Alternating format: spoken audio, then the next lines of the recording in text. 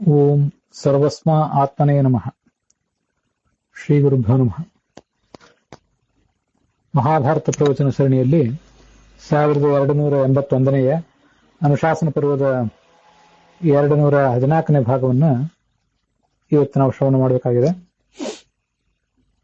ಕಾವಳ್ಳಿ ರಾಮಸ್ವಾಮಿ ಶಾಸ್ತ್ರಿಗಳ ಪಾಠದಲ್ಲಿ 137ನೇ ಅಧ್ಯಾಯ, ಟಿ.ಆರ್. ಕೃಷ್ಣಾಚಾರ್ಯರ ಪಾಠದಲ್ಲಿ 250ನೇ ಅಧ್ಯಾಯ, ವೈಷ್ಣವ ಪಾಠದಲ್ಲಿ 235ನೇ ಅಧ್ಯಾಯ. ಉತ್ತರ ಭಾರತದ ಪಾಠದಲ್ಲಿ ಈಗ ನಾವು ನೋಡ್ತಿರುವಂತಹ ಭಾಗಗಳು ಕಂಡು ಬರೋದಿಲ್ಲ. ಸ್ತ್ರೀಧರ್ಮ ವರ್ಣದ ಪ್ರಸಂಗ ಇದು. ಆದರೆ ಉತ್ತರ ಭಾರತದ ಪಾಠದಲ್ಲಿ ಈಗಾಗಲೇ 146ನೇ ಅಧ್ಯಾಯದಲ್ಲಿ ಅದು ಮುಕ್ತಾಯವಾಗಿ ನಿಂತಿದೆ. ಸ್ವಸ್ತ್ಯಸ್ಸು ಸತಾಂ ಅಶೇಷ ಸನ್ಮಂಗಲಾನಿ ಭವಂತು. ಭಗವತಃ ರುದ್ರಸ್ಯ ಆದೇಶಮನುಸೃತ್ಯ ರುದ್ರಾಣಿ ಸರ್ವಾನ್ ಸ್ತ್ರೀಧರ್ಮಾನ್ ಏವಂ ಪ್ರತಿಪಾದಯಾಮಾಸ.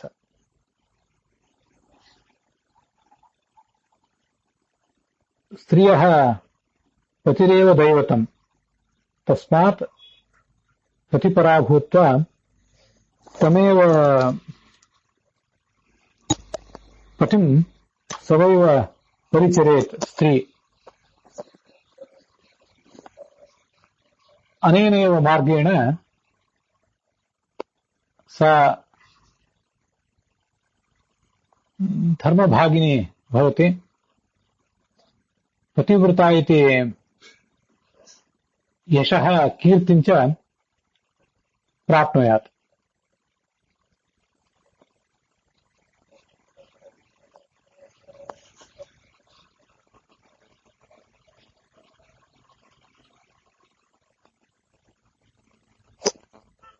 ಮಹಾದೇವಿ ಪಾರ್ವತಿ ವರ್ಣನೆ ಮಾಡಿರುವಂತಹ ಸ್ತ್ರೀ ಧರ್ಮಗಳನ್ನ ನಾವಿಲ್ಲಿ ನೋಡ್ತಾ ಇದ್ದೇವೆ.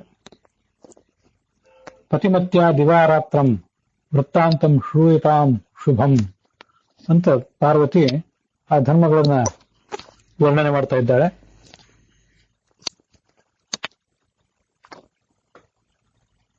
ಹಗಲು ರಾತ್ರಿ ತಾನು ಮಾಡಬೇಕಾದ ಕರ್ತವ್ಯಗಳೇನು? ಬೆಳಿಗ್ಗೆ ಬೇಗ ಏಳಬೇಕು, ಮುಂದೆ ಆತನನ್ನು ಎಬ್ಬಿಸಬೇಕು. ಆತ ಆ ಸಂದರ್ಭದಲ್ಲಿ ಏಳಲಿಕ್ಕೆ ಉತ್ಸುಕನಾಗಿದ್ದಾನೋ ಇಲ್ಲೋ, ಆತನ ನಿದ್ರಾ ಪೂರ್ಣವಾಗಿದೆಯೋ ಇಲ್ಲೋ ಅನ್ನೋದನ್ನು ಆಲೋಚನೆ ಮಾಡಿ ಆತನನ್ನು ಎಬ್ಬಿಸಬೇಕು. ಮುಂದೆ ಪ್ರಾತಃ ಕಾಲದ ವಿಧಿಗನುಗುಣವಾಗಿ ಎಲ್ಲ ಕೃತ್ಯಗಳನ್ನು ಮಾಡಬೇಕು.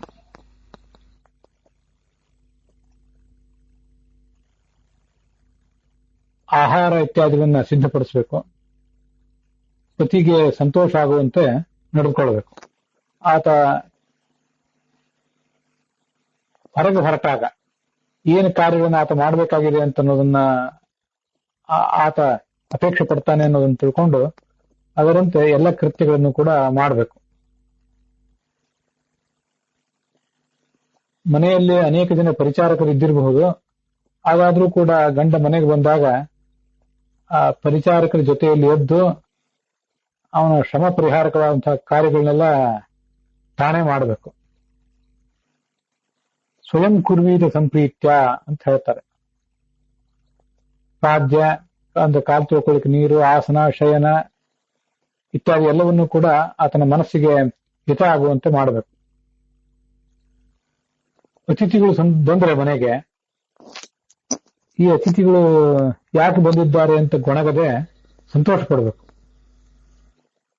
ತನ್ನ ಕೃತ್ಯದಿಂದಲೂ ಮಾತಿನಿಂದಲೂ ಅತಿಥಿಗಳನ್ನು ಸಂತೋಷ ಪಡಿಸ್ಬೇಕು. ಮನೆಯ ಶುದ್ಧಿ ಎಲ್ಲವನ್ನು ಕೂಡ ಯಾವತ್ತೂ ಪಾಲಿಸಬೇಕು. ಸರ್ವ ಉಪಕರಣಾನಿಚ ಸರ್ವಕಾಲಂ ಅವೇಕ್ಷೇತ. ಮಂಗಲ ದ್ರವ್ಯಗಳೆಲ್ಲ ಮನೆಯಲ್ಲಿ ಇರುವಂತೆ ನೋಡ್ಕೊಳ್ಬೇಕು.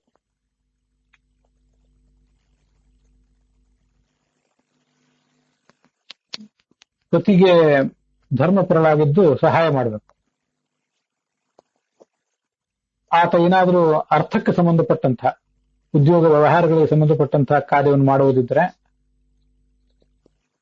ಆವಾಗ ಎಚ್ಚರಿಕೆಯಿಂದ ಯಾವುದೇ ಆಲಸ್ಯವಿಲ್ಲದೆ ಆತನಿಗೆ ತನ್ನ ಕೈಯಿಂದ ಅಂತ ಸಾಧ್ಯ ಸಹಾಯವನ್ನು ಮಾಡಬೇಕು.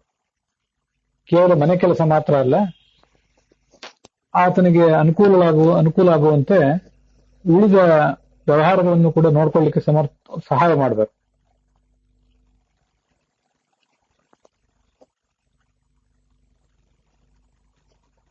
ಯುಗ ಅಂದ್ರೆ ನೊಗ. ಆ ನೊಗವನ್ನ ಒಂದೇ ಎತ್ತು ಹೊರಲಾರದು. ಒಂದೇ ಎತ್ತು ಕೂಡ ಹೊರುವಂತ ನೊಗಗಳು ಕೆಲವು ಇರ್ತವೆ, ಒಂಟೆತ್ತಿನ ಬಂಡಿಗಳು ಇಲ್ಲಂತಲ್ಲ. ಆದ್ರೂ ಜೋಡೆತ್ತುಗಳು ಬಂಡಿಯನ್ನು ಹೊರುವುದಾದ್ರೆ ಆ ಬಂಡಿ ಹೆಚ್ಚು ಸುರಳಿತವಾಗಿ, ವೇಗವಾಗಿ, ಹೆಚ್ಚು ಭಾರವನ್ನು ಹೊತ್ತು ಹೋಗ್ತದೆ. ಅದರಂತೆ ಧರ್ಮಕ್ಕೆ, ಅರ್ಥಕ್ಕೆ ಸಂಬಂಧಪಟ್ಟಂತೆ ಧರ್ಮಾರ್ಥಯೋಹ ಇದನ್ನು ಗಮನಿಸಬೇಕು. ಕೇವಲ ಮನೆ ಕೆಲಸ ಮಾತ್ರಕ್ಕೆ ಆ ಸ್ತ್ರೀಯಾದರೂ ಸೀಮಿತರಾಗಬಾರದು. ಅರ್ಥ ಸಂಬಂಧಪಟ್ಟಂತೆ ಲೌಕಿಕ ವ್ಯವಹಾರಗಳಲ್ಲಿಯೂ ಕೂಡ ಗಂಡನಿಗೆ ತನ್ನ ಸಹಾಯ ಮಾಡಬೇಕು.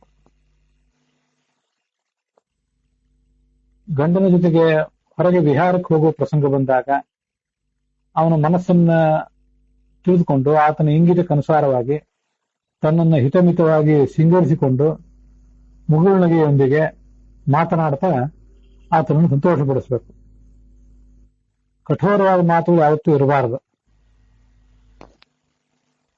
ಯಸ್ಯಾಂ ಕಾಮಿ ಭವೇದ್ಬರ್ಥ ತಸ್ಯಾಹ ಪ್ರೀತಿಕರ ಭವೇತ್ ಅಂತ ಕಠೋರವಾದಂತಹ ಮಾತುಗಳನ್ನು ಆಡಿದರೆ ಅದು ಆ ಗಂಡನ ಮನಸ್ಸಿನಲ್ಲಿ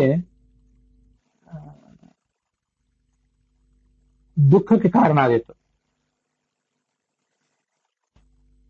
ಕಠೋರವಾದ ಮಾತುಗಳನ್ನು ಆಡಿದರೆ ಆ ಗಂಡನಿಗೆ ಈ ಹೆಂಡತಿ ಬಗ್ಗೆ ತಿರಸ್ಕಾರ ಹುಟ್ಟಿ ಮತ್ತೊಬ್ಬ ಹೆಂಡತಿ ಇತ್ಯಾದಿಗಳು ಇದ್ದರೆ ಅವ್ರ ಬಗ್ಗೆ ಅವನಿಗೆ ಒಲವು ಮೂಡ್ಲಿಕ್ಕೆ ಅನುಕೂಲ ಆಗ್ತದೆ. ಅದರಿಂದ ಅವಳಿಗೆ ಸಂತೋಷ ಆಗ್ತದೆ. ಆಗುವ ಹಾನಿ ಇವಳಿಗೆ. ಅದಕ್ಕಾಗಿ ಕಠೋರವಾದ ಮಾತನ್ನು ಆಡಬಾರದು. ಅಪ್ರಮಾದಂ ಪುರಸ್ಕೃತ್ಯ, ಎಚ್ಚರ ತಪ್ಪದೆ, ಯಾವತ್ತೂ ಮೈ ಮರೆಯದೆ ಮನಃಪೂರ್ವಕವಾಗಿ ಪತಿಯ ಸೇವಾ ಮಾಡಬೇಕು ಮತ್ತು ಉಳಿದವರ ಭೋಜನದ ಮೇಲ್ವಿಚಾರಣೆ ಇತ್ಯಾದಿಗಳನ್ನ ಮಾಡಿಕೊಳ್ಬೇಕು. ದಾಸರು, ಮನೆಯಲ್ಲಿರುವಂತಹ ಯಾರ್ಯಾರೋ ವ್ಯಕ್ತಿಗಳಿದ್ದಾರೆ, ಆಳು ಕಾಳುಗಳು, ಜಾನುವಾರುಗಳು, ಚಾಂಡಾಲರು, ನಾಯಿ, ದರಿದ್ರರು, ಭಿಕ್ಷುಕರು ಎಲ್ರಿಗೂ ಕೂಡ ಭಕ್ಷ್ಯಾದಿಗಳನ್ನು ಕೊಟ್ಟು ಅವರನ್ನ ಗೌರವಿಸಬೇಕು, ಅವರನ್ನ ಸಂತೃಪ್ತರನ್ನಾಗಿ ಮಾಡಬೇಕು. ಗಂಡ ಯಾವುದೋ ಕಾರಣಕ್ಕಾಗಿ ಕುಪಿತನಾಗಿರ್ಬೋದು ಆ ಪ್ರಸಂಗದಲ್ಲಿ, ಅಥವಾ ಒಟ್ಟಾರೆ ಆತ ಯಾವುದೇ ಉದ್ಯೋಗ ವ್ಯವಹಾರಗಳಿಂದ ಹೀನನಾಗಿ ಅದರ ಪರಿಣಾಮವಾಗಿ ಸಂಪತ್ತಿನಿಂದ ಹೀನನೂ ಆಗಿರ್ಬೋದು, ಅಥವಾ ಆ ಕ್ಷಣದಲ್ಲಿ ಆತ ದಣಗಿದ್ದಿರಬಹುದು. ಅವನಿಗೆ ಸಮಾಧಾನ ಆಗುವಂತೆ ಜೀವನದಲ್ಲಿ ತತ್ಕಾಲದ ಕೆಲವು ನೋವುಗಳು ಅಥವಾ ದೀರ್ಘಕಾಲದ ನೋವುಗಳು ಇದನ್ನೆಲ್ಲ ಆತ ಮರೆಯುವಂತೆ, ಯಥಾ ಸಹ ತುಷ್ಟಃ ಸ್ವಸ್ಥಚ್ಛ ಭವೇತ್ ತಥಾ ಕುರ್ಯಾತ್.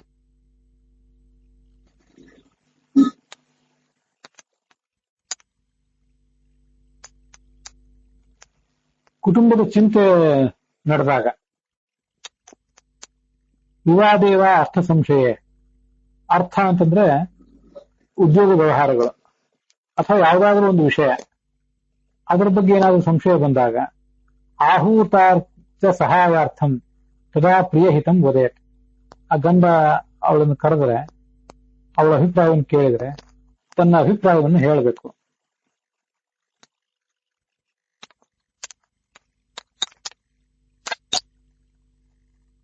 ಅಪ್ರಿಯಂ ವಾ ಹಿತಂ ಬ್ರೂಯಾತ್. ಕೆಲವು ಬಾರಿ ತಾನು ಹೇಳುವಂತಹ ಮಾತು ಗಂಡನಿಗೆ ಪ್ರಿಯಕರ ಅಲ್ಲದೆ ಇರಬಹುದು, ಆದ್ರೆ ಅದು ಹಿತವಾಗಿದ್ರೆ ಅದನ್ನಾದ್ರೂ ಹೇಳಬೇಕು, ಯಾಕಂದ್ರೆ ಧರ್ಮದ ಕಾರಣಕ್ಕಾಗಿ. ಏಕಾಂತಚರ್ಯಾ ಕಥನಂ, ಯಾವತ್ತು ಒಂಟಿಯಾಗಿ ಇರುವಂಥದ್ದು ಉಚಿತ ಅಲ್ಲ. ಸುತ್ತಮುತ್ತಲು ಯಾವತ್ತು ಜನ ಒಬ್ಬರಲ್ಲ ಒಬ್ರು ಅವಳಿಗೆ ಇರಬೇಕು. ಕಲಹವನ್ನ ದೂರ ಮಾಡಬೇಕು. ಕಲಹಂ ವರ್ಜಯೇತ್ ಪರೈಹಿ. ಎಲ್ಲೋ ಹೊರಗೆ ನೋಡ್ತಾ ಇರೋದು, ಬಹಿರಾಲೋಕನಂ ಅಂತ ಅದನ್ನ ವರ್ಣನೆ ಮಾಡಿದ್ದಾರೆ. ಮನೆಯ ಒಳಗಿನ ಕೆಲಸಗಳನ್ನು ಬಿಟ್ಟು ಹೊರಗೆ ನೋಡ್ತಾ ನಿಂತ್ಕೊಳ್ಳೋದು. ಮೋಹ ಅಂದ್ರೆ ಯಾವ್ದನ್ನು ಮಾಡಬೇಕು ಯಾವ್ದನ್ನು ಮಾಡಬಾರ್ದು ಅನ್ನುವ ಬಗ್ಗೆ ಪರಿಜ್ಞಾನ ಇಲ್ಲದೆ ಇರೋದು. ನಾಚುವಿಕೆ ಅಂದ್ರೆ ಯಾವ ಕೆಲಸವನ್ನು ಮಾಡ್ಬೇಕಾಗಿದೆ ಆ ಕೆಲಸ ಮಾಡ್ಲಿಕ್ಕೆ ಹಿಂಜರಿಯುವಿಕೆ. ಚಾಡಿ ಹೇಳೋದು, ವಿಪರೀತ ಭೋಜನ, ಹಗಲ ನಿದ್ರೆ, ಇಂಥದೆಲ್ಲವನ್ನು ಕೂಡ ವರ್ತಿಸಬೇಕು. ನಾಚಿಕೆಯನ್ನು ವರ್ಜಿಸಬೇಕು ಅಂತಂದ್ರೆ ನಾಚಿಕೆಯನ್ನು ಬಿಟ್ಟು ಆಕೆ ಗಂಡುವೀರಿ ಆಗಬೇಕು ಅಂತ ಅರ್ಥ ಏನಲ್ಲ. ಯಾವ ಕೆಲಸವನ್ನು ಮಾಡುವುದು ಆಕೆ ಕರ್ತವ್ಯ ಆಗಿದೆಯೋ ಆ ಕೆಲಸವನ್ನು ಮಾಡ್ಲಿಕ್ಕೆ ನಾಚಬಾರದು ಅಂತ ಅದರ ಅರ್ಥ. ಹಗಲಿನಲ್ಲಿ ನಿದ್ರೆ ಮಾಡುವುದು ವಿಶ್ರಾಂತಿಗಾಗಿ ಮಾಡುವುದು ತಪ್ಪೇನಲ್ಲ, ಹಿತಮಿತವಾಗಿ. ದೀರ್ಘಕಾಲದ ನಿದ್ದೆ ಅದು ಹಗಲಿನಲ್ಲಿ ಅನುಚಿತ ಅಂತ ಅದರ ತಾತ್ಪರ್ಯ. ತನ್ನ ಮಕ್ಕಳ ಜೊತೆಗಾದರೂ ಕೂಡ ಏಕಾಂತದಲ್ಲಿ ಕೂತ್ಕೊಳ್ಬಾರ್ದು. ಅವರು ಒಂದು ವಯಸ್ಸಿಗೆ ಬೆಳೆದು ಬಂದ ನಂತರ ಗಂಡ ಯಾವುದನ್ನ ಇದನ್ನ ಸುರಕ್ಷಿತವಾಗಿ ಇಟ್ಟಿರುವಂತ ಕೊಟ್ಟಿರ್ತಾನೆ ಅದನ್ನೆಲ್ಲವನ್ನು ಅಡವಿಟ್ಟ ವಸ್ತುವಿನಂತೆ ಕಾಪಾಡಬೇಕು.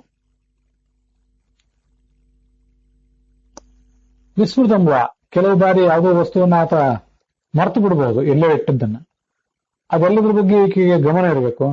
ಅಂಥದನ್ನ ಆತನಿಗೆ ಹುಡುಗಿ ತಂದು ಕೊಡಬೇಕು. ಏನು ಕೊಟ್ಟರೂ ಕೂಡ ಅದನ್ನ ಸ್ವೀಕರಿಸಬೇಕು ಸಂತೋಷದಿಂದ. ಅತಿಯಾಗಿ ಆತನನ್ನು ಬೇಡಬಾರದು,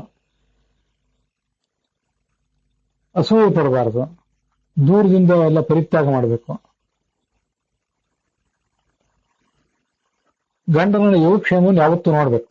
ಚಿಕ್ಕ ಮಕ್ಕಳ ಯೋಗಕ್ಷೇಮವನ್ನು ಎಷ್ಟು ಮುತುವರ್ಜಿಯಿಂದ ನೋಡ್ತೇವ, ಮತ್ತೆ ವೃದ್ಧರನ್ನ ಯಾವ ರೀತಿಯ ಯೋಗಕ್ಷೇಮಕ್ಕೆ ನಾವು ವಿಷಯರನ್ನಾಗಿ ಮಾಡ್ತೇವೆ, ರೋಗಿಗಳನ್ನ ನೋಡ್ಕೊಂಡಂತೆ ಗಂಡನನ್ನು ಯಾವತ್ತೂ ನೋಡ್ಕೊಳ್ತಾ ಇರಬೇಕು. ಆತ ಸ್ವಸ್ಥನೇ ಆಗಿದ್ರು. ಇದು ಆ ಹೆಂಡತಿಯಾದವರು ಮಾಡಬೇಕಾದಂತಹ ಒಂದು ವ್ರತ.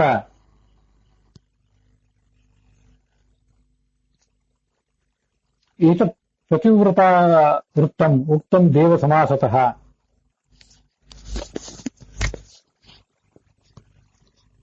ಪತಿವ್ರತ ಅಂದ್ರೆ ಯಾರು?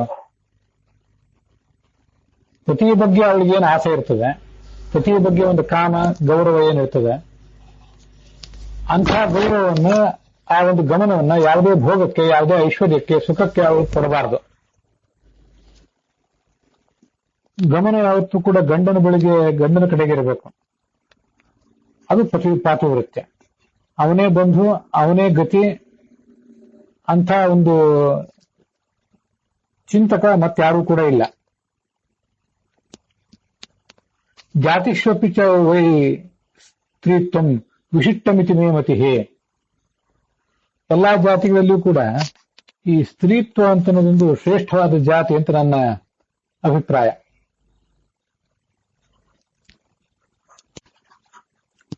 ಪಾರ್ವತಿ ಮಾತನ್ನು ಹೇಳ್ತಿದ್ದಾಳೆ. ಯಾಕೆಂದ್ರೆ ಯಾವ ಫಲಗಳನ್ನ ಪುರುಷರಾದವರು ತುಂಬಾ ಕಷ್ಟಪಟ್ಟು ಶಾರೀರಿಕ ಮಾನಸಿಕ ಶ್ರಮದಿಂದ ಪಡಿಬೇಕಾಗ್ತದ, ಅಂದ್ರೆ ಇದು ಪಾರಮಾರ್ಥಿಕ ಫಲ, ಅದನ್ನ ಪ್ರತಿಪೂಜಾ ಮಾಡುವ ಮೂಲಕ ಸರ್ವಂ ಲಭತೆ ನಾರಿ ಸೇವಂತಿ ಇಂದ್ರಿಯ ಗೋಚರಾನ್. ತನ್ನ ಕಣ್ಣಿಗೆ ಕಾಣುವಂತಹ ಗಂಡನನ್ನ ಸೇವಿಸಿ ಅವನ ಪೂಜೆ ಮಾಡಿ ಅವಳು ಸ್ವೀಕಾರ ಮಾಡ್ತಾಳೆ, ಅದನ್ನೆಲ್ಲ ಪಡ್ಕೊಂಡ್ ಬಿಡ್ತಾಳೆ. ಸೇವಂತಿ ಇಂದ್ರಿಯ ಗೋಚರಾನ್ ಅಂತ ಕೆಲವು ಕಡೆ ಪಾಠ ಇದೆ. ಅಥವಾ ತತ್ಸರ್ವಂ ಲಭತೆ ನಾರಿ ಸುಖೇನ ಪ್ರತಿಪೂಜೆಯ. ಗಂಡನ ಪೂಜೆ ಮಾಡುವ ಮೂಲಕನೇ ಯಾವುದೇ ಶ್ರಮ ಇಲ್ಲದೆ ಅದೆಲ್ಲ ಸಿಗ್ತದೆ ಅಂತ ಹೇಳ್ತಾರೆ. ಎಲ್ಲ ಮಾತುಗಳಿಗೂ ಒಂದು ನಿರ್ದಿಷ್ಟವಾದಂತಹ ಅರ್ಥ ಇರ್ತದೆ. ವಾಸ್ತವಿಕ ಧರ್ಮ ಸಂಗತಿ ಏನಿದೆ, ವಾಸ್ತವಿಕ ಧರ್ಮ ಏನಿದೆ ಅಂತ ಅನ್ನೋದನ್ನ ಈ ಯಾವ ಮಾತುಗಳು ಕೂಡ ಪೂರ್ಣವಾಗಿ ಹಿಡಿದಿರೋದಿಲ್ಲ. ಪಾರ್ವತಿಯ ಮಾತನ್ನು ಹೇಳಿದ್ರು, ಸ್ವಯಂ ವೇದವ್ಯಾಸರ ಮಾತನ್ನು ಹೇಳಿದ್ರು ಕೂಡ ಪ್ರತಿಯೊಂದಕ್ಕೂ ಒಂದು ಇತಿಮಿತಿ ಇರ್ತದೆ. ಆ ಮಾತುಗಳನ್ನು ಯಾವ ಸ್ಪಿರಿಟ್ ನಲ್ಲಿ ತಗೋಬೇಕು ಅನ್ನೋದ್ರ ಬಗ್ಗೆ ಓದುಗರಿಗೆ ಗಮನ ಇರಬೇಕು. ಸ್ತ್ರೀ ಪುರುಷ ಜಾತಿಗಳಲ್ಲಿ ಸ್ತ್ರೀ ಶ್ರೇಷ್ಠವಾದಂತಹ ಜಾತಿ ಅಂತ ಹೇಳಿದ್ಲು. ಸ್ತ್ರೀಯೂ ಶ್ರೇಷ್ಠವಲ್ಲ, ಪುರುಷನೂ ಶ್ರೇಷ್ಠ ಅಲ್ಲ. ಎರಡೂ ಕೂಡ ಸಮಾನವಾದ ಜಾತಿಗಳೇ ನನ್ನ ಅಭಿಪ್ರಾಯದಲ್ಲಿ. ಅನಾಯಾಸವಾಗಿ ಸಿಗ್ತದೆ ಅಂತ ಪಾರ್ವತಿ ಹೇಳಿದ್ದಾಳೆ ಅಷ್ಟೇ. ಸ್ತ್ರೀ ಜಾತಿಯನ್ನು ಕೀಳು ಅಂತ ಯಾರು ತಿಳ್ಕೊಳ್ಬೇಕಾಗಿಲ್ಲ. ಒಟ್ಟಾರೆ ಈ ಜಗತ್ತಿನಲ್ಲಿ ಸ್ತ್ರೀಯರು ಪುರುಷರು ಏನಿದ್ದಾರೆ ಅವರೆಲ್ಲರೂ ಕೂಡ ಭಗವಂತನ ಪ್ರತಿಬಿಂಬರೇ ಆಗಿದ್ದಾರೆ. ಭಗವಂತನ ಪುರುಷ ರೂಪದ ಪ್ರತಿಬಿಂಬರು ಪುರುಷರಾಗಿದ್ದಾರೆ, ಸ್ತ್ರೀ ರೂಪದ ಪ್ರತಿಬಿಂಬರು ಸ್ತ್ರೀಯರಾಗಿದ್ದಾರೆ. ಹಾಗಿರುವಾಗ ಅವರಲ್ಲಿ ಯಾವುದು ಕೀಳು ಅಲ್ಲ, ಯಾವುದು ಶ್ರೇಷ್ಠವೂ ಅಲ್ಲ, ಇಬ್ರು ಸಮಾನರೇ. ಭಗವಂತನ ಪ್ರತಿಬಿಂಬ ಎಂಬ ನೆಲೆಯಲ್ಲಿ ಭಗವಂತನ ಸಾನ್ನಿಧ್ಯಕ್ಕೆ ಪಾತ್ರರಾದವರು ಎಂಬುವ ದೃಷ್ಟಿಕೋನದಿಂದ ಇಬ್ರು ಕೂಡ ಸಮಾನವೇ. ಪ್ರತಿಪೂಜೆಯನ್ನು ಮಾಡುವುದು ಅಂದ್ರೆ ಒಟ್ಟಾರೆ ಕುಟುಂಬದ ಯೋಗಕ್ಷೇಮವನ್ನ ನೋಡ್ಕೊಳ್ಳುವುದು ಅಂತ ಅರ್ಥ. ಆ ಕುಟುಂಬದ ಯೋಗಕ್ಷೇಮದಲ್ಲಿ ಆಕೆ ಮಾಡಬೇಕಾದಂತಹ ಧಾರ್ಮಿಕ ಕಾರ್ಯಗಳು ಸೇರಿವೆ ಅಂತ ಅನ್ನೋದನ್ನು ತಿಳ್ಕೊಳ್ಬೇಕು. ಕೇವಲ ಗಂಡನಿಗೆ ಊಟ ಮಾಡಿಸಿದೆ, ಸ್ನಾನ ಮಾಡಿಸಿದೆ, ಮನೆ ಪಾತ್ರೆಗಳನ್ನು ತೊಳೆದೆ ಅನ್ನುವ ಮಾತ್ರದಿಂದ ಅವಳಿಗೆ ಎಲ್ಲಾ ಫಲನೂ ಸಿಕ್ಕಿಬಿಡೋದಿಲ್ಲ. ಧರ್ಮ ಅರ್ಥ ಕಾಮಗಳಲ್ಲಿ ಆತನ ಜೊತೆಗೆ ನಡೀಬೇಕಾದ ಅವಳ ಕರ್ತವ್ಯ. ಆದ್ರಿಂದ ಅವಳು ಗಂಡನೇ ಯೋಗಕ್ಷೇಮವನ್ನು ನೋಡಿಕೊಳ್ಳುವುದು ಅಂದ್ರೆ ಕುಟುಂಬದ ಯೋಗಕ್ಷೇಮ ನೋಡಿಕೊಳ್ಳುವುದು ಅಂತಾನೆ ಅರ್ಥ. ಕುಟುಂಬದ ಯೋಗಕ್ಷೇಮ ನೋಡಿಕೊಳ್ಳುವುದು ಅಂದ್ರೆ ಧರ್ಮ ಅರ್ಥ ಕಾಮಗಳನ್ನು ಹಿತಮಿತವಾದ ಒಂದು ಬೆರಕೆಯ ಮೂಲಕವಾಗಿ ಆಚರಿಸುವುದು ಅಂತಲೇ ಅರ್ಥ. ಆದ್ರಿಂದ ಅವಳಿಗೂ ಎಲ್ಲ ಧರ್ಮಾಚರಣ ಯೋಗ್ಯವಾದದ್ದೆಲ್ಲವೂ ಇದ್ದೇ ಇದೆ. ಅದೆಲ್ಲದರ ಮೂಲಕವೇ ಅವಳಿಗೆ ಈ ಒಂದು ಮಹಾಸುಖ.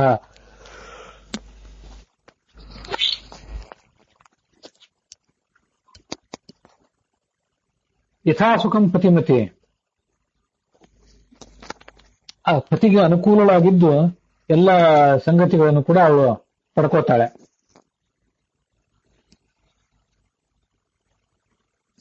ಈದೃಶಂ ಧರ್ಮ ಸೌಕರ್ಯಂ ಪಶ್ಯಧ್ವಂ ಪ್ರಮದಾಃ ಪ್ರತಿ, ಪಶ್ಯತ್ವಂ ಪ್ರಮದಾಂ ಪ್ರತಿ ಅಂತನೂ ಕೆಲವು ಕಡೆ ಪಾಠ ಇದೆ. ಎಷ್ಟೊಂದು ಧರ್ಮದ ಅನುಕೂಲತೆ ಇದೆ ಸ್ತ್ರೀಯರಿಗೆ, ಅದನ್ನು ಸ್ವಲ್ಪ ಗಮನಿಸಿ. ಇಂಥದ್ದನ್ನು ಬಿಟ್ಟು ಅನೇಕ ಜನ ದುಷ್ಟರಾದ ಸ್ತ್ರೀಯರು ಹಾಳಾಗಿ ಹೋಗ್ತಾರೆ. ತಮ್ಮ ದುಷ್ಕೃತ್ಯಗಳ ಪರಿಣಾಮವಾಗಿ ಸಂಕಟ ಪಡುವಂತಾಗ್ತದೆ. ತಪಶ್ಚರ್ಯಾಚ ದಾನಂಚ ಪತೌ ತಸ್ಯಾಹ ಸಮರ್ಪಿತಂ. ಅವಳು ಏನೇ ತಪಸ್ಸನ್ನು ಮಾಡಿದ್ರು, ಯಾವುದೇ ದಾನ ಇತ್ಯಾದಿಗಳನ್ನು ಮಾಡಿದ್ರು, ಎಲ್ಲವೂ ಕೂಡ ಆ ಗಂಡನಿಗೆ ಅರ್ಪಿತ ಆಗಬೇಕು, ಆ ಮೂಲಕ ಭಗವಂತನಿಗೆ ಅರ್ಪಿತ ಆಗಬೇಕು.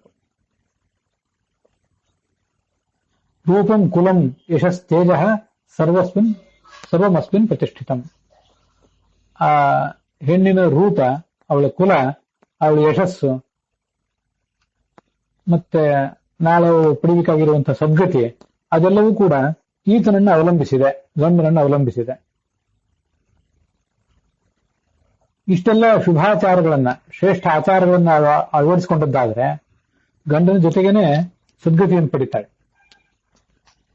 ಆ ಗಂಡ ವೃದ್ಧನಾಗಿರ್ಲಿ, ತಾನು ತರುಣಿಯಾಗಿರ್ಲಿ, ಅವನು ಕುರೂಪಿಯಾಗಿರ್ಲಿ, ನೋಡ್ಲಿಕ್ಕೆ ಭಯಂಕರನಾಗಿರ್ಲಿ, ಧನವಂತನಾಗಿರ್ಲಿ ಅಥವಾ ನಿರ್ಧನನಾಗಿರ್ಲಿ, ಭರ್ತಾ ಸ್ತ್ರೀಣಾಂ ಭೂಷಣಂ ಉತ್ತಮಂ. ಅತ್ಯಂತ ಶ್ರೇಷ್ಠವಾದ ಅಲಂಕಾರ ಅಂದ್ರೆ ಗಂಡ. ಧನಾಢ್ಯನಾಗಿರ್ಲಿ, ಶ್ರೀಮಂತನಾಗಿರ್ಲಿ ಅಥವಾ ಬಡವನಾಗಿರ್ಲಿ, ಸುಂದರನೇ ಆಗಿರ್ಲಿ ಅಥವಾ ಕುರೂಪಿಯಾಗಿರ್ಲಿ, ಆ ಗಂಡನನ್ನು ಸಂತೋಷಪಡಿಸಿದ್ರೆ ಅವಳಿಗೆ ಶ್ರೇಷ್ಠಳು ಅಂತ ಹೇಳಬೇಕು.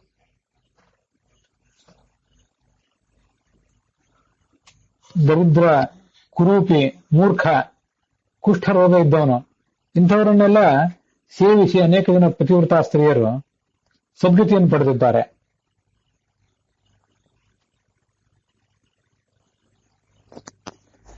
ಏವಂ ಪ್ರವರ್ತಮಾನಾಯಾಃ ಪತಿಪೂರ್ವಂ ಮ್ರಿಯೇತ ಚೇತ್ ತದಾ ಅನುಮರಣಂ ಗಚ್ಚೇತ್ ಪುನರ್ಧರ್ಮಂ ಚರೇತವ. ಹೀಗೆ ಅವಳು ಧರ್ಮಾಚರಣೆ ಮಾಡ್ತಾ ಬದುಕಿದ್ದಾಗ ಗಂಡ ಅವಳಿಗಿಂತ ಮುಂಚೆನೇ ಮೃತನಾದ್ರೆ ಆವಾಗ ಏನ್ ಮಾಡ್ಬೇಕು? ಎಲ್ಲದಕ್ಕೂ ಗಂಡನೇ ನೆಲೆ ಅಂತ ಹೇಳ್ತಾ ಇದ್ದೀರಿ. ಹಾಗಾದ್ರೆ ಗಂಡನೇ ಮೊದಲು ಮರಣಿಸಿದ್ರೆ ಆವಾಗ ಏನ್ ಮಾಡ್ಬೇಕು?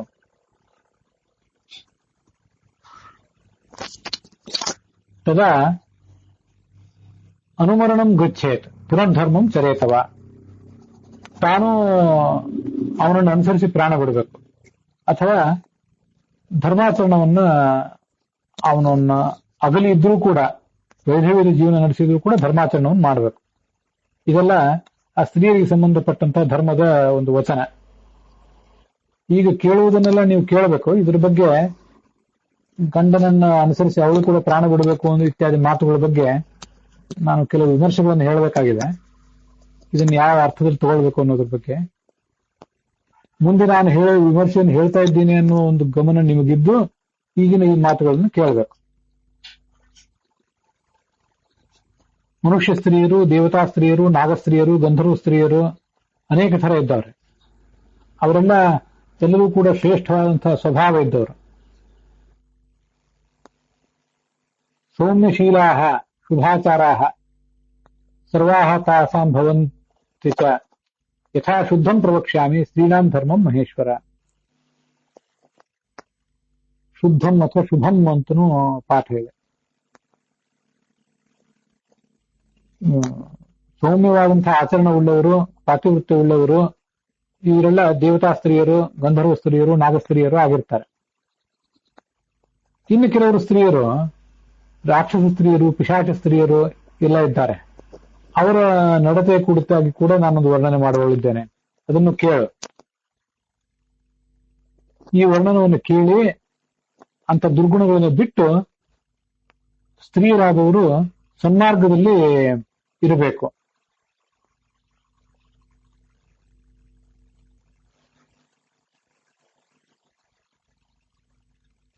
ತಾವ್ಯಾವ ಧರ್ಮವನ್ನು ಆಚರಿಸಬೇಕಾಗಿತ್ತೋ ಆ ಧರ್ಮವನ್ನು ಕೈಬಿಟ್ಟು ಎಲ್ಲ ಕಡೆ ಪ್ರದೂಷ್ಯಂತಿ ಯತಸ್ತತಃ ಎಲ್ಲ ಕಡೆ ದೋಷಗಳನ್ನು ಹುಡುಕ್ತಾರೆ, ಅಥವಾ ತಾವು ಮಾಡಬೇಕಾದಂತ ಎಲ್ಲಾ ಕೆಲಸಗಳನ್ನು ಕೂಡ ಅವ್ರು ಹಾಳುಗಿಡುತ್ತಾರೆ ಅಂತ ಇನ್ನೊಂದು ಅರ್ಥ. ಪ್ರದೂಷ್ಯಂತಿ ಪ್ರವೃದ್ಧ ವಿಷಯ ನಿತ್ಯಂ ಪ್ರತಿಕೂಲಂ ವದಂತಿ ಚ.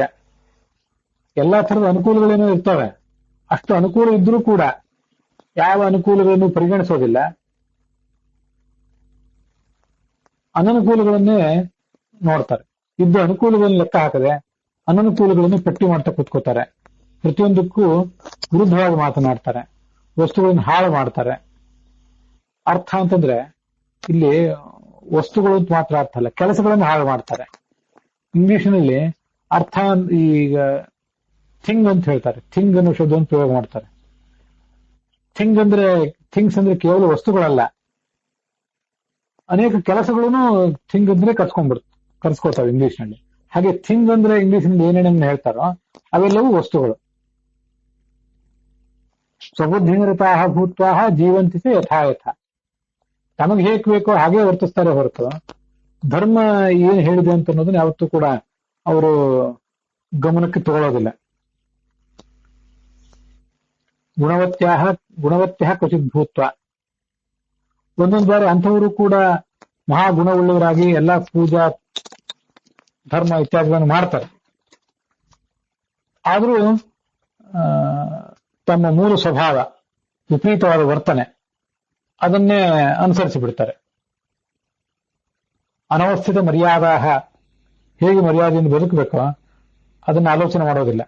ಬಹುವೇಷಾಹ, ನಾನಾ ಥರದ ಅಧಾರ್ಮಿಕ ವೇಷಗಳನ್ನೆಲ್ಲವನ್ನು ಕೂಡ ತೊಡ್ತಾರೆ. ಯವಪ್ರಿಯಾಹ, ಯಾರಿಗೂ ಕೂಡ ಪ್ರೀತಿ ಪಾತ್ರರಾಗಿರೋದಿಲ್ಲ. ಬಹುವೇಷಾಹ ವ್ಯವಸ್ಥಿತಾಹ ಅಂತನೂ ಒಂದು ಪಾಠ ಇದೆ.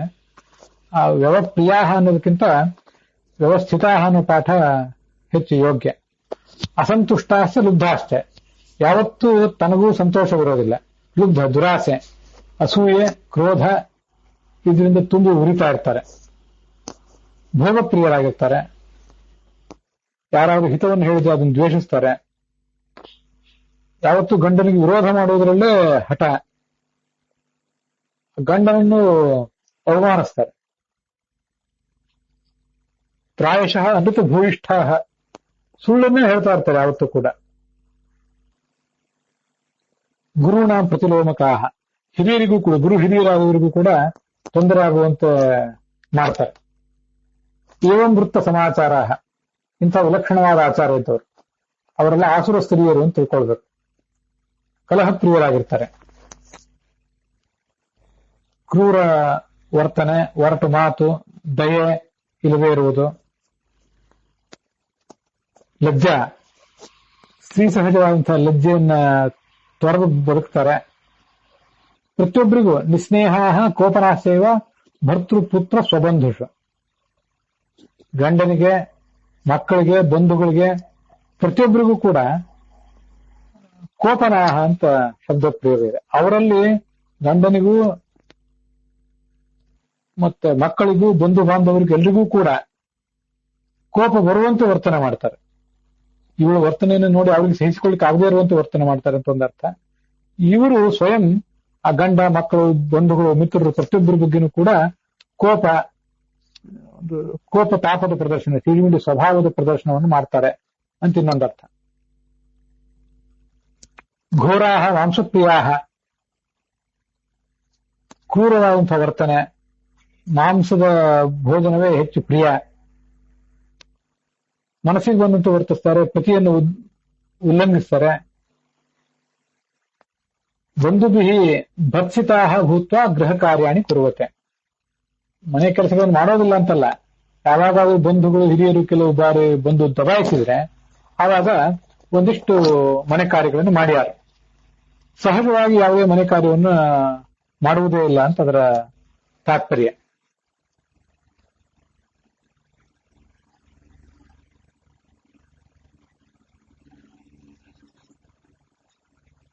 ಹಸಂತಿಚ ರುದಂತಿಚ, ವ್ಯರ್ಥವಾಗಿ ನಗುತ್ತಾರೆ, ವ್ಯರ್ಥವಾಗಿ ಅಳುತ್ತಾರೆ.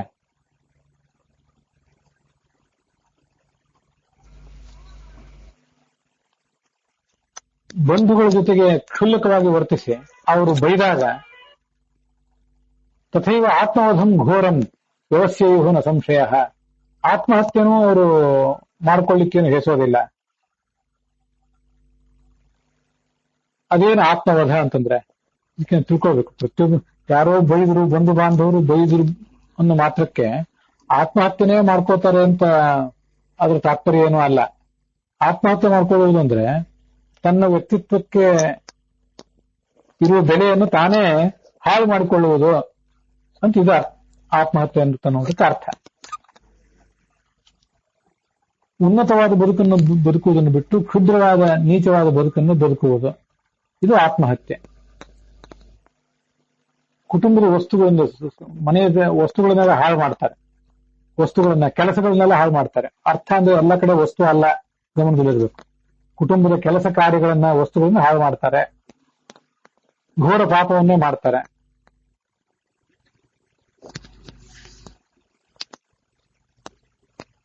ಯಾವತ್ತೂ ಅವರಿದ್ದಲ್ಲಿ ಅನರ್ಥವೇ. ಇಂಥ ಸ್ತ್ರೀಯರು ಪಿಶಾಚ ಧರ್ಮವನ್ನ ಅವಲಂಬಿಸಿದಂತಹ ಸ್ತ್ರೀಯರು.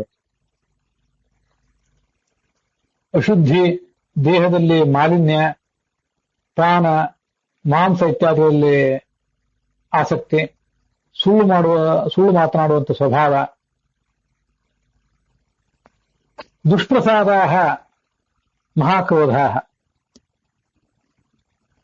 ದುಷ್ಪ್ರಸಾದರು ಅಂದ್ರೆ ಇವರನ್ನು ಸಂತೋಷಗೊಳಿಸ್ಲಿಕ್ಕೆ ಸಾಧ್ಯ ಇಲ್ಲ, ಏನ್ ಮಾಡಿದ್ರೂ ಅವರನ್ನು ತೃಪ್ತಿಪಡಿಸ್ಲಿಕ್ಕೆ ಸಾಧ್ಯ ಇಲ್ಲ ಅಂತ ಸ್ವಭಾವ.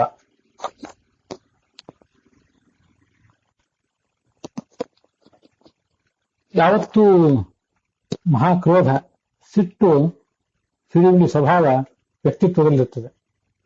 ತಾಮಸ ಸ್ವಭಾವ, ತತ್ವಜ್ಞಾನವಿಲ್ಲ, ಸರಿಯಾದ ಚುರುಕಾದಂತಹ ಚಟುವಟಿಕೆಯಲ್ಲದೆ ಇದ್ದವರು,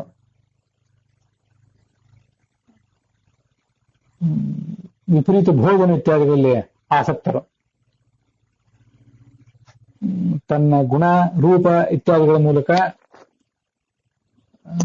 ತನ್ನನ್ನು ಬಯಸುವಂತಹ, ತನ್ನ ಪ್ರೇಮಿಸುವಂತಹ ಗಂಡನನ್ನು ಬಿಟ್ಟು ಮತ್ತೊಬ್ಬ ನೀಚನಾದಂಥವನನ್ನು ಕೆಲವು ಬಾರಿ ಅವಲಂಬಿಸಿ ಬಿಡ್ತಾರೆ. ಯಾವತ್ತೂ ವಿರುದ್ಧವಾದ ಆಚಾರವನ್ನು ತೋರಿಸ್ತಾ ಇರ್ತಾರೆ. ಇವರೆಲ್ಲ ರಾಕ್ಷಸ ಸ್ವಭಾವದವರು. ಪರಲೋಕದಲ್ಲಿಯೂ ಸುಖ ಇಲ್ಲ ಅವರಿಗೆ, ಈ ಲೋಕದಲ್ಲಿಯೂ ಸುಖ ಇಲ್ಲ.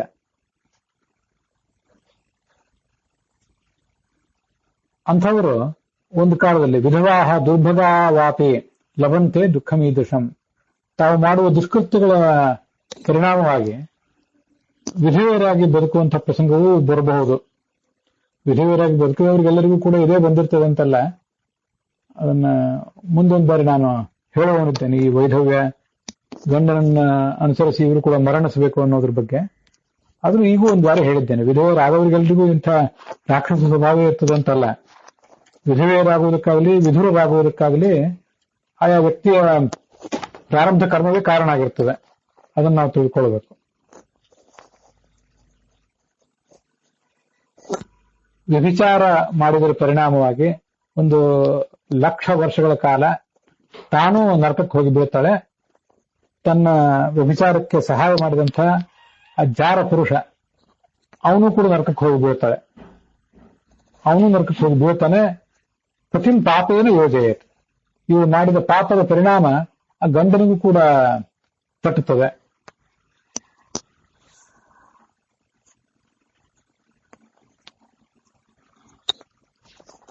ತಿದ್ದಿಕೊಂಡ್ರೆ, ಧರ್ಮಾಚರಣೆ ಮಾಡಿದ್ರೆ ಅದರಿಂದ ಅವರಿಗೆ ಸದ್ಗತಿ ಕೂಡ ಇದ್ದೇ ಇದೆ. ಪತಿಗೆ ಅವಮಾನ ಮಾಡಿ, ಪತಿಗೆ ಯಾವತ್ತೂ ವಿರುದ್ಧವಾಗಿ ವರ್ತಿಸಿ,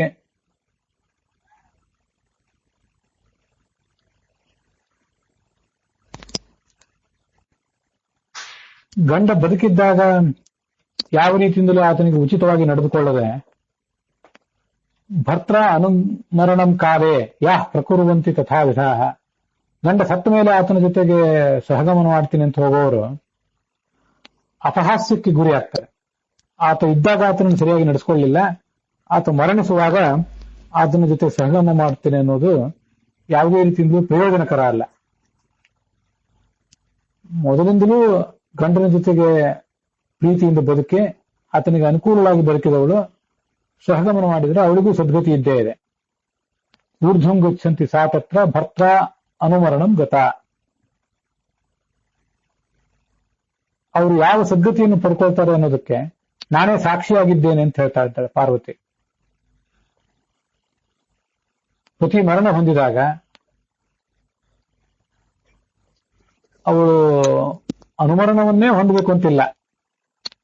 ಅನುಮರಣ ಹೊಂದಿದವರಿಗೆ ಸದ್ಗತಿ ಇದೆ, ಇಲ್ಲ ಅಂತಲ್ಲ.